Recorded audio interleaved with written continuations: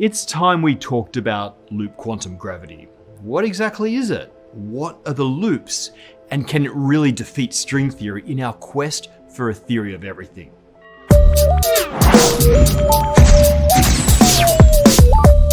The holy grail of physics is to connect our understanding of the tiny scales of atoms and subatomic particles with that of the vast scales of planets, galaxies, the entire universe. To connect quantum physics with Einstein's general theory of relativity. Our search for a theory of quantum gravity is a century old, and we've talked about it quite a bit already, including what's probably the lead contender, string theory. But string theory isn't the only game in town, or so some physicists believe. There may be another way to reconcile the physics of the tiny and the gigantic, another way to a theory of quantum gravity that avoids a lot of the conceptual baggage, like tiny wiggling strings made of coiled up extra dimensions. That other way would be loop quantum gravity, and today we're going to find out exactly what it is. Back in the day, we talked about why combining quantum mechanics and general relativity was so hard. For example, there's the fact that general relativity, or perhaps quantum mechanics, breaks down when we think about the extreme densities of the black hole or the Big Bang singularities. But there are more fundamental conflicts, namely background independence and the problem of time. Now, I'll mention the problem of time briefly in a little bit, but the real focus is going to be on this background independence thing because this is what really inspired the invention of loop quantum gravity. So, what is it? Quantum mechanics, and indeed most theories in physics, involve a set of equations describing how stuff moves around, exerts force, etc. on some background coordinate system, like actors on a stage, where the actors are particles and wave functions and fields, and the stage is the coordinates of space and time. In quantum mechanics, that stage is flat and static and isn't influenced by the actors. It requires some giant hacks to even attempt regular quantum calculations in a non-flat geometry. In short, quantum mechanics is not background independent. General relativity, on the other hand, has to be background independent because that's what its equations do. They change the background. They describe how the presence of mass and energy warp the fabric of space-time. Our background coordinate system itself becomes a dynamic entity. More precisely, the metric, the object encapsulating the geometry and causal structure of spacetime, evolves in the equations of GR. So those equations need to work regardless of that background. In string theory, a type of background independence emerges in an abstract space of moving strings, and with that comes a gravitational field. But for that to work, first you need those strings to exist, and we don't know if they do. Loop quantum gravity tries to quantize general relativity with no strings attached, while preserving the background independence already inherent to GR. But why is quantizing general relativity so difficult in the first place? The challenge really gets us to the fundamentals of what a quantum theory actually is. So just quickly, let's review all of quantum mechanics. In classical physics, we have variables like position, time, momentum, energy, mathematical expressions that represent the observable properties of the object or system that you're trying to describe. Some of these, say position and time, also form our background coordinate system. But in quantum mechanics, things aren't so straightforward. Certain properties have an inbuilt uncertainty and only take concrete values after measurement. Absent measurement, they exist in a fuzzy space of possibilities called a wave function. In the first formulations of quantum mechanics, that wave function describes the distribution of possible positions and momenta of, say, a particle. These can be resolved into concrete measured values by acting on that wave function with so-called position and momentum operators. The wave function and operators are fundamentally tied to the coordinate system. After all, the position and momentum of quantum mechanics literally describes the location on a spatial coordinate system and the change in that location over time. That makes it highly background dependent. There are other ways to formulate quantum mechanics like quantum field theory, but these ultimately have the same issue. And it gets worse actually. In quantum mechanics, time is treated completely separately to the other variables. There is no time wave function or time operator. This is completely at odds with general relativity, in which time is treated as just another dimension. This is the so-called problem of time that I mentioned, and it's strongly connected to background independence. A quantum theory of gravity needs to fix both of these issues, but we're going to focus on background independence for now. The equations of quantum mechanics let you calculate changing properties of a particle like its position or momentum relative to the background coordinate system. The equations of general relativity let you calculate the changing shape of the coordinate system itself, encapsulated by the metric. So maybe instead of thinking about quantum fuzziness of position and momentum, we can think about the quantum fuzziness of the metric itself. And instead of an equation that describes the quantum evolution of the properties of an object in space-time, maybe there's an equation that describes the quantum evolution of the geometry of space.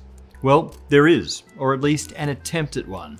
It's called the Wheeler-DeWitt equation, and it's based on something called ADM formalism. ADM starts by defining this abstract space of spaces, 3D spatial metrics, 3D spatial slices cut out of 4D space-time. It then gives a sort of equation of motion for how these metrics evolve through time. You can imagine a funky coordinate system describing where you are in this abstract space of metrics. As you move through this coordinate system, the geometry of space changes. You can also imagine analogies of position and momentum in this space of metrics. So, the Wheeler-DeWitt equation quantizes these, turns them into quantum operators. The result is a quantum equation for the fabric of space, a contender for a theory of quantum gravity. The Wheeler-DeWitt equation was promising, but it turned out to be unsolvable, which makes it not so useful and impossible to verify as correct. So perhaps this whole path of using abstract coordinates is a dead end, or perhaps we just haven't gone down it far enough. That's what loop quantum gravity does. It takes us down the abstraction rabbit hole, past our space of metrics, into a space of something called connections. And these connections are going to give us our loops. Connections are mathematical functions that tell you how something like a vector changes as it moves between 2 points in space. We saw an example of this way back in the day when we looked at parallel transport. As you move the base of a vector along a path in curved space, the vector rotates, and the amount of rotation encodes information about the changes in geometry along that path. If connections contain all of the information about space-time, then maybe we can represent space-time with these connections instead of with regular coordinates. In the 1950s, Einstein himself tried to rewrite general relativity in terms of these parallel transport vector connections, but the result was a mess. The breakthrough came in the 80s, when Abe Ashkatar tried to define a different type of connection, one in which you parallel transport not a vector, but something called a spinor, a vector-like thing that also represents a quantum of angular momentum, or spin. Ashkatar rewrote general relativity in terms of these spin connections, now known as Ashkatar variables. In this formalism, the space of metrics looks just like a space of fields in quantum field theory. Quantizing gravity suddenly looked to be in reach. And now we get to the loops of loop quantum gravity. Lee Smolin and Carlo Rovelli realized they could fully solve the Wheeler-DeWitt equation by representing spatial metrics using Ashkatar's spin connections. But they needed one more trick, one layer deeper in abstraction. They evaluated these connections over closed loops, so each point connected back to itself. They realized it was possible to define any geometry in 3D space out of a sort of weave of these closed loops, with each loop like an elementary closed circuit of gravitational field. So now you have a space of loops with which to construct the fabric of space, and that space of loops can be quantized rather neatly, and in a background-independent way. After all, there is no background until these now quantum loop states build it. The result, of course, is loop quantum gravity. It's general relativity, our modern theory of gravity, cast in terms of very abstract building blocks, not with chunks of space-time, but with quantum circuits of gravitational field. 3D space can be sort of woven from these loops into something called a spin network, which is a concept too abstract for even this episode. But the resulting 3D space looks normal on large scales. It looks like space. But on the tiniest scales, the Planck scale, it's sort of pixelated. At the nexuses of this weave, you have quantized volume elements, irreducible grains of space, connected by quantized area faces like facets. But even that description is probably too space-like. Probably the underlying weave of the fabric of space doesn't resemble anything intuitive at all. The big success of loop quantum gravity is that it manages to combine general relativity and quantum mechanics in their currently accepted forms without taking away their most important foundational principles, and without adding big assumptions like the existence of strings or extra dimensions or supersymmetry. The theory has some other successes. For example, the theory seems to predict Hawking radiation and black hole entropy consistent with Hawking and Bekenstein's equations. However, there are also many who identify serious fundamental issues with the theory.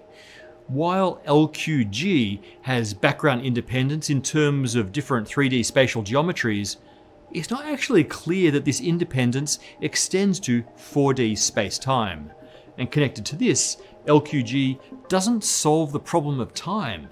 More generally, for this theory to be successful, it needs to give you the equations of good old general relativity on large non-quantum scales, in the so-called classical limit, but it's not clear that it can do that. This is still a hotly debated topic. Some researchers think that the method and foundations are sound, and that the current criticisms and shortcomings can be resolved with more research and extensions to the existing formalism. Others argue that the problems are fundamental and that no amount of tinkering and extending will resolve them. A lot more exploration is needed on the theoretical side, but what about experiments? Surprisingly, some experiments have actually been proposed.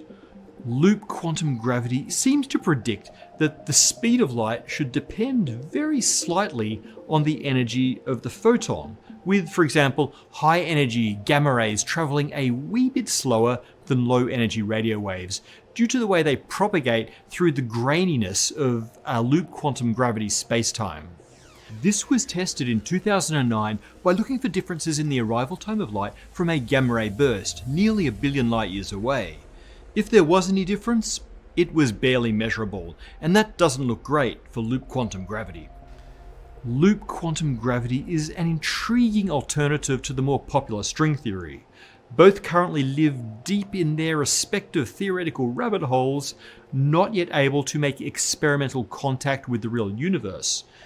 But the mathematics have yielded intriguing clues to the nature of the fabric of the universe, and that nature is very weird. One way or another, we live in a seriously loopy space-time.